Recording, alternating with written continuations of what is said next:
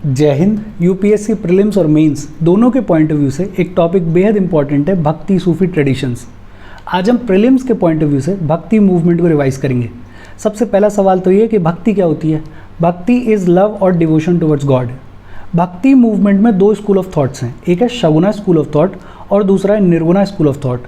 Nirguna school of thought के लोग formless worship में बिलीव करते हैं। बेसिकली इनका मानना है कि भगवान की कोई फॉर्म नहीं होती, they worship the abstract form of God. Nirguna school को इंट्रोड्यूस किया आदि शंकरा ने। किसने इंट्रोड्यूस किया? आदि शंकरा ने। निर्गुणा स्कूल के पॉपुलर सेंट्स हैं कबीर, गुरु नानक, दादू दयाल। और ये इंपॉर्टेंट है, पूछ लिया जाता है कि कौन सा सेंट किस स्कूल ऑफ थॉट से बिलोंग करता है। निर्गुणा स्कूल को इंट्रोड्यूस किया आदि शंकरा ने और इसके पॉपुलर सेंट्स हैं कबीर, गुरु नानक, दादू दयाल। और दूसरा है Shaguna school of thought. Shaguna school of thought के लोग भगवान की किसी न किसी फॉर्म को वर्शिप करते हैं। बेसिकली ये लोग डीटी वर्शिप में बिलीव करते हैं। शगुना स्कूल के सेंट्स हैं रामानुजा, निम्बारका, मीराबाई, चैतन्य महाप्रभु, तुलसीदास और सूरदास। बहुत सिंपल। भक्ति क्या होती है? लव और डिवोशन टुवर्ड्स गॉड। भक्ति मूवमेंट के दो स्कूल ऑफ थॉट्स हैं, एक है Shaguna school of thought. Shaguna school of thought के लोग भगवान को किसी न किसी फॉर्म में वर्शिप करते हैं और इसके पॉपुलर सेंट्स हैं रामानुजा, निम्बारका, मीराबाई, चैतन्य महाप्रभु, तुलसीदास, सूरदास। और दूसरा है Nirguna school of thought. Nirguna school of thought के लोग फॉर्मलेस वर्शिप में बिलीव करते हैं। इसको इंट्रोड्यूस किया आदि शंकरा ने और इसके पॉपुलर सेंट्स हैं कबीर, गुरु नानक और दादू दयाल। अच्छा, अर्लीस्ट भक्ति मूवमेंट को लीड किया दो ग्रुप्स ने। एक को बुलाया गया अलवार्स। अलवार्स बेसिकली विष्णु के फॉलोअर्स को बुलाया जाता है। और दूसरे को बुलाया गया नयानार्स। नयानार्स बेसिकली शिव के फॉलोअर्स को बुलाया जाता है। विष्णु भगवान के फॉलोअर्स को बुलाया गया अलवार्स और शिव भगवान के फॉलोअर्स को बुलाया गया नयानार्स। अर्लीस्ट भक्ति मूवमेंट में जो सबसे फेमस विमेन डिवोटीज हुई, जो सबसे पॉपुलर विमेन सेंट्स हुई, उनमें से एक नाम तो रट लो, Andal. Andal is the only female Alvar among 12 Hindu poet saints of South India. उस दौर के साउथ इंडिया में 12 हिंदू पोइट सेंट्स हुए, उनमें से इकलौती फीमेल अलवार, इकलौती फीमेल विष्णु की भक्त का नाम क्या था? अंदाल। अंदाल के अलावा एक और बड़ी फेमस विमेन सेंट हुई, लेकिन ये शिव की भक्ति करती थी और इनका नाम था कराइकल अमायार। क्या नाम था? कराइकल अमायार। विष्णु की भक्ति करने वाली फीमेल सेंट का नाम अंदाल और शिव की भक्ति करने वाली फीमेल सेंट का नाम कराइकल। अलवार्स के जितने भी राइटिंग्स हैं उनके कंपाइलेशन को बुलाया जाता है नलायरा दिव्य प्रबंधम। क्या बुलाया जाता है? नलायरा Divya Prabandham. And Nalayira Divya Prabandham is described as Tamil Veda. इसे तमिल वेदा भी बुलाया जाता है। बहुत सिंपल। अर्लीस्ट भक्ति मूवमेंट को दो ग्रुप्स ने लीड किया। एक को बुलाया गया अलवार्स। अलवार्स बेसिकली विष्णु के फॉलोअर्स को बुलाया जाता है और दूसरे को बुलाया गया नयानार्स। नयानार्स बेसिकली शिव के फॉलोअर्स को बुलाया जाता है। एक बड़ी पॉपुलर विमेन डिवोटी हैं जिनका नाम क्या है? अंदाल। अंदाल जो हैं वो विष्णु की भक्त हुआ करती थी। अलवार्स के जितने भी राइटिंग्स हैं उनके कंपाइलेशन को बुलाया जाता है Divya Prabandham and Divya Prabandham is described as Tamil Veda. बहुत सिंपल सी चीज़ें हैं। अच्छा, भक्ति मूवमेंट की शुरुआत में ये जो सेंट्स हैं इनका स्टेट के साथ में रिलेशनशिप क्या था? और इनिशियली भक्ति मूवमेंट की एक मेजर थीम थी opposition to Buddhism and Jainism. Initially bhakti movement के जो सेंट्स हैं वो बुद्धिज़्म और जैनिज़्म को अपोज कर रहे थे और उस टाइम के जो चोला रूलर्स हैं उन्होंने भक्ति ट्रेडिशन को खूब सपोर्ट किया। एक टर्म है बड़ा इंपॉर्टेंट है, तेवाराम। तेवाराम क्या है? Collection and organisation of Tamil Shiva hymns sung in temples. Tamil language में शिव की भक्ति में जो गीत गाए जाते थे मंदिरों में, उनके कलेक्शन को, उनके ऑर्गेनाइजेशन को बुलाया जाता है क्या? तेवाराम। तेवाराम याद रहेगा। Tevaram is the collection and organisation of Tamil Shiva hymns sung in the temples. उसी दौर में कर्नाटका में एक नया ट्रेडिशन इमर्ज हुआ, वीर शिवा ट्रेडिशन। वीर शिवा ट्रेडिशन इमर्ज हुआ 20th सेंचुरी में और इसको लीड कर रहे थे एक ब्राह्मण जिनका नाम था वसवाना। वसवाना का लाइफ स्पेन है 1106 से लेके 1168 के बीच में। और इनिशियली वसवाना चालुक्य किंग के कोर्ट में मिनिस्टर हुआ करते थे। वसवाना ने कर्नाटका में स्टैब्लिश किया वीर शिवा ट्रेडिशन को। वसवाना के फॉलोअर्स को बुलाया जाता है वीर शिवाज या फिर लिंग्यात्स। वीर शिवाज का मतलब होता है हीरोज ऑफ शिवा, लिंग्यात्स का मतलब होता है वियरर्स ऑफ लिंगा। और ये समझ में आ रहा है अपने को कि ये लोग शिव की भक्ति करते थे। वीर शिवा ट्रेडिशन के लोग ये मानते हैं कि मरने के बाद ये शिव के साथ में यूनाइट हो जाते हैं। मरने के बाद ये दोबारा से दुनिया में आके जन्म नहीं लेते हैं, दे unite with the Shiva. Basically Veer Shiva tradition के लोगों ने कास्ट को अटैक किया, इन्होंने थ्योरी ऑफ रीबर्थ को अटैक किया। और वीर शिवा ट्रेडिशन के लोग फ्यूनरल प्रैक्टिस नहीं करते हैं, बॉडी को जलाते नहीं हैं, ये बॉडी को बरी करते हैं, ज़मीन में दफनाते हैं। वीर शिवा ट्रेडिशन की जो भी सेइंग्स हैं उनको बुलाया जाता है वचनाज, और ये जो वचनाज हैं ये कन्नड़ लैंग्वेज में है। कौन सी लैंग्वेज में है? कन्नड़ लैंग्वेज में। एक बार फिर से देख लेते हैं। एक तो अपन ने टर्म देखा तेवाराम। तेवाराम बेसिकली क्या है? तमिल लैंग्वेज में शिव की भक्ति में जो भी गीत गाए जाते थे मंदिरों में, उनके कलेक्शन को बुलाया जाता है तेवाराम। क्या बुलाया जाता है? तेवाराम। कर्नाटका में एक नया ट्रेडिशन इमर्ज हुआ जिसका नाम क्या है? वीर शिवा ट्रेडिशन। किसने लीड किया इसको? वसवाना ने। वसवाना के फॉलोअर्स को बुलाया जाता है वीर शिवाज या फिर लिंग्यात्स। वीर शिवाज का मतलब होता है हीरोज ऑफ शिवा, लिंग्यात्स का मतलब होता है वियरर्स of Linga. Veer Shiva tradition के लोग मानते हैं कि मरने के बाद ये लोग शिव से यूनाइट हो जाते हैं। इन लोगों ने कास्ट को अटैक किया, इन लोगों ने थ्योरी ऑफ रीबर्थ को अटैक किया। ये लोग फ्यूनरल प्रैक्टिस नहीं करते हैं, बॉडी को बरी करते हैं। और वीर शिवाज के जो भी सेइंग्स हैं उनको बुलाया जाता है वचनाज। कुछ 2-3 टर्म और सुने होंगे आपने सुना होगा नाथ, जोगीज, सिद्धाज। ये नाथ, जोगी, सिद्धाज कौन होते हैं?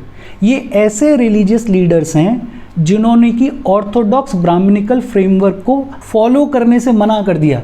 बेसिकली जो ब्राह्मणिकल सिस्टम चला आ रहा था उसमें फंक्शन करने से इन्होंने मना कर दिया, उसको इन्होंने चैलेंज करना शुरू किया। ऐसे रिलीजियस लीडर्स को बुलाया जाता है नाथ या फिर जोगीज या फिर सिद्धास। बहुत सिंपल सी बातचीत। अब हम बात करेंगे एक एक करके सभी पॉपुलर भक्ति सेंट्स के बारे में। सबसे पहले हम बात करेंगे शंकराचार्य के बारे में। शंकराचार्य पैदा हुए केरला में। कहाँ पैदा हुए? केरला में। और इनके फिलॉसफी को बुलाया जाता है अद्वैता वेदांता। क्या बुलाया जाता है? अद्वैता वेदांता। अब अद्वैता वेदांता नाम की फिलॉसफी क्या है वो अपने आप में अलग लेक्चर है पूरा। फिलहाल प्रीलिम्स के पॉइंट ऑफ व्यू से सिर्फ इतना याद रखो, शंकराचार्य की फिलॉसफी का नाम क्या है? अद्वैता वेदांता। और इनके फॉलोअर्स को बुलाया जाता है सम्राट्स। शंकराचार्य के बाद है रामानुज आचार्य, और रामानुज आचार्य की फिलॉसफी को बुलाया जाता है विशिष्ट अद्वैता। क्या बुलाया जाता है? विशिष्ट अद्वैता। रामानुज को इलाया पेरुमल भी बुलाया जाता है। इलाया पेरुमल का मतलब radiant one, vibrant one. Shankaracharya की फिलॉसफी को बुलाते हैं अद्वैता वेदांता। रामानुज की फिलॉसफी को बुलाते हैं विशिष्टता अद्वैता। फिर आए निम्बार्का। निम्बार्का जो है वो रामानुज के डिसाइपल थे, शिष्य थे, और इनकी फिलॉसफी को बुलाते हैं द्वैत अद्वैता। क्या बुलाते हैं? द्वैत अद्वैता। निम्बार्का ने दशा श्लोकी लिखे, इन्होंने वेदांता को लिखा। निम्बार्का के बाद आए माधवाचार्य, और माधवाचार्य की फिलॉसफी को बुलाते हैं द्वैता या फिर ड्युअलिज्म। शंकराचार्य, रामानुज और माधवाचार्य को बुलाया जाता है ट्रिनिटी ऑफ फिलोसोफर्स। माधवाचार्य के बाद वल्लभाचार्य, और वल्लभाचार्य की फिलॉसफी को बुलाया जाता है शुद्ध अद्वैता। क्या बुलाया जाता है? शुद्ध अद्वैता। बहुत सिंपल 2-3 चीज़ें याद रखनी है। शंकराचार्य की फिलॉसफी को बुलाते हैं अद्वैता वेदांता। रामानुज की फिलॉसफी को बुलाते हैं विशिष्टता अद्वैता।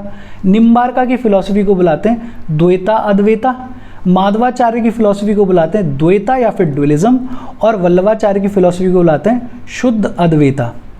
शंकराचार्य, रामानुज और माधवाचार्य, इन तीनों को बुलाया जाता है ट्रिनिटी ऑफ फिलोसोफर्स। फिर इसके बाद बात आती है रामानंद के बारे में।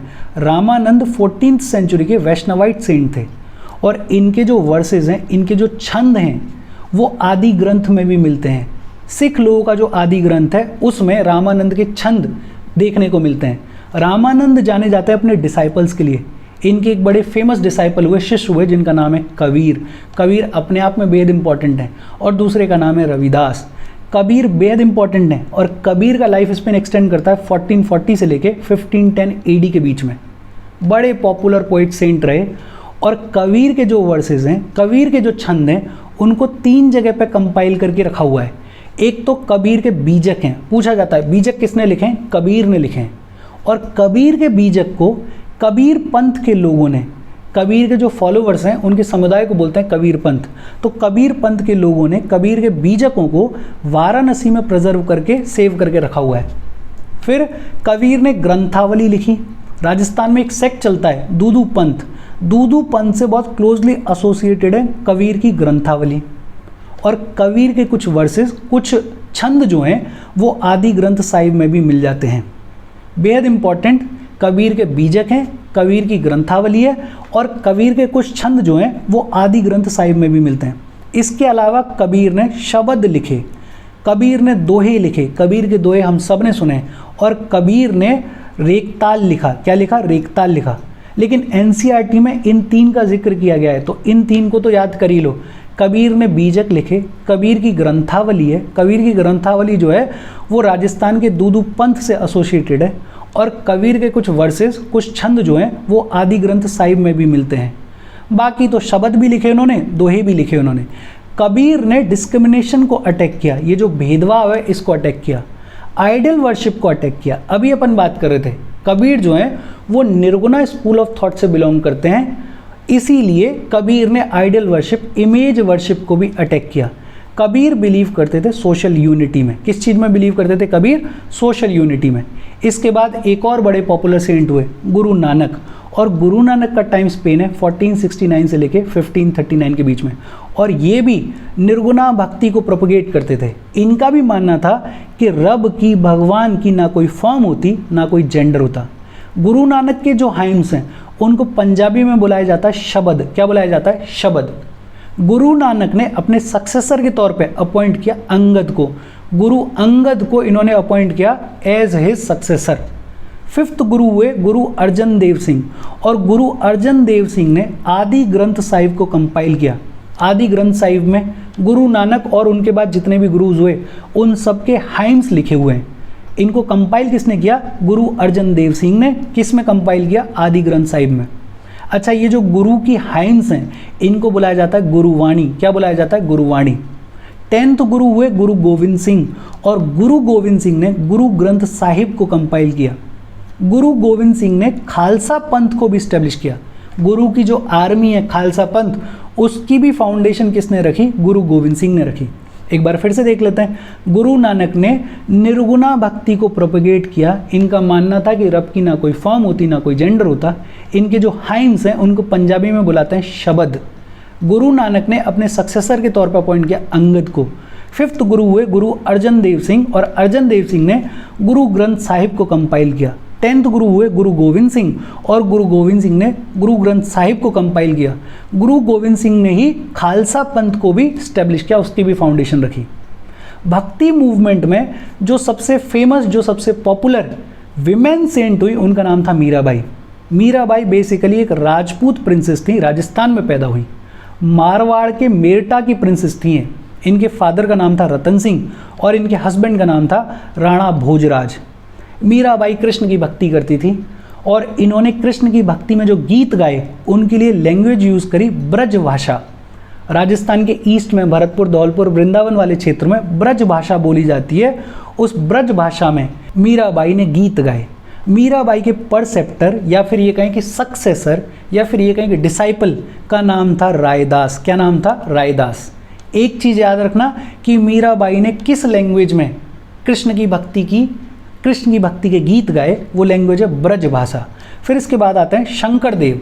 शंकर देव जी जो हैं वो असम में वैष्णविज्म को स्टैब्लिश करने के लिए जाने जाते हैं। असम में वैष्णविज्म को प्रमोट किया शंकर देव ने, और शंकर देव की टीचिंग्स को कहा जाता है भगवती धर्म। क्या कहा जाता है? भगवती धर्म। और शंकर देव ने फोकस किया नाम कीर्तन पे, कि भगवान का नाम लो, सत्संग करो, नाम कीर्तन पे फोकस किया। शंकर देव आसाम में वैष्णविज्म के लिए जाने जाते हैं, और इनकी टीचिंग्स को बुलाया जाता है भगवती धर्म। चैतन्य महाप्रभु, चैतन्य महाप्रभु बंगाल में वैष्णविज्म के फाउंडर बोले जाते हैं। Basically he is known as the founder of Gaudiya या फिर गुडिक। बंगाल में वैष्णविज्म, गोडिया या फिर गुडिक की फाउंडेशन किसने रखी? चैतन्य महाप्रभु ने रखी, और चैतन्य महाप्रभु कृष्ण की भक्ति करते थे। फिर इसके बाद सूरदास। सूरदास का नाम आप सबने सुना होगा। ब्लाइंड थे ये, और कृष्ण की भक्ति करते थे। कृष्ण की भक्ति में जो भी इन्होंने गीत गाए उनके कंपाइलेशन को बुलाया जाता है सुर सागर। क्या बुलाया जाता है? सुर सागर। फिर एक बड़े इंपॉर्टेंट आदमी है पुरंदर दास। पुरंदर दास जो हैं वो कर्नाटका के पहले वैष्णव सेंट थे, और इन्होंने कर्नाटका म्यूजिक को स्टैब्लिश किया। पुरंदर दास इंपॉर्टेंट हैं, कर्नाटका के पहले वैष्णवाइट सेंट थे, और कर्नाटका म्यूजिक को स्टैब्लिश करने वाले भी कौन थे? पुरंदर दास। तुलसीदास, ये भी अपने आप में इंपॉर्टेंट हैं। एक तो अकबर के कंटेम्प्ररी थे। अकबर के टाइम पीरियड के दौरान तुलसीदास एग्जिस्ट करते हैं। इन्होंने रामचरितमानस लिखी, कौन सी लैंग्वेज में लिखी? अवधी में लिखी। इसके अलावा गीतावली लिखी, कवितावली लिखी, रामलीला की शुरुआत करवाई इन्होंने, और वाराणसी में हनुमान जी का एक टेम्पल इस्टेब्लिश किया, संकट मोचन टेम्पल। तुलसीदास अकबर के कंटेम्प्ररी हैं। रामचरितमानस लिखी है इन्होंने गीतावली लिखी, इन्होंने कवितावली लिखी, रामलीला की शुरुआत करवाई इन्होंने, और वाराणसी में संकट मोचन टेम्पल को इस्टेब्लिश किया। हालांकि तुलसीदास को लेके और बहुत सारी चीज़ें हैं, लेकिन हम रिवीजन कर रहे हैं प्रीलिम्स के पॉइंट ऑफ व्यू से, तो फिलहाल के लिए इतनी चीज़ें याद रखो। फिर एक है दादू दयाल। राजस्थान में, गुजरात में एक सेक्ट चलता है दादू पंथ। इस दादू पंथ की फाउंडेशन रखी थी दादू दयाल ने, और दादू दयाल की जो टीचिंग्स हैं उनको कंपाइल किया गया और उनको बुलाया जाता है दादू दयाराम की वाणी। क्या बुलाया जाता है? दादू दयाराम की वाणी। फिर आते हैं जनेश्वर या जनादेव, ये भी अपने आप में इम्पॉर्टेंट हैं। जनेश्वर जो हैं वो महाराष्ट्र में भक्ति मूवमेंट के फाउंडर माने जाते हैं। फाउंडर ऑफ भक्ति मूवमेंट इन महाराष्ट्र कौन है? जनेश्वर। और जनेश्वर ने भगवत गीता पे कमेंट्री लिखी, जिसको बुलाया जाता है भावार्थ दीपिका। क्या बुलाया जाता है? भावार्थ दीपिका। एकनाथ हुए, ये भी महाराष्ट्र के सेंट थे, और इन्होंने रामायण पे कमेंट्री लिखी, और रामायण पे इनकी कमेंट्री को बुलाया जाता है भावार्थ रामायण। फिर महाराष्ट्र में एक और सेंट हुए, तुकाराम, और ये इंपॉर्टेंट हैं। इनके डिवोशनल पोएम्स को बुलाया जाता है अभंगास। क्या बुलाया जाता है? अभंगास। ये सब कुछ प्राइमरीली एनसीईआरटी से लिया गया है, तो इसकी इंपॉर्टेंस है। इनको इग्नोर मत कर देना कि इतने सारे नाम हैं, ये सब नाम याद रखने पड़ेंगे। तुकाराम के जो डिवोशनल पोएम्स हैं उनको क्या बुलाया जाता है? अभंगास।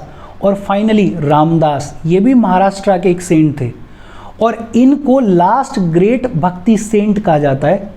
लास्ट ग्रेट भक्ति सेंट किसे कहा जाता है? रामदास को। और इनके कंपाइलेशन को बुलाया जाता है दशाबोध। क्या बुलाया जाता है? दशाबोध। और इसके साथ भक्ति मूवमेंट की बातचीत खत्म हो गई। इसको अपने हिसाब से एक पेज में शॉर्ट नोट्स प्रिपेयर करके लिखो, उसको 4-6 बार रिवाइज करो, छोटी छोटी चीज़ें अपने आप याद हो जाएंगी। कोई डाउट हो please comment. Thank you very much.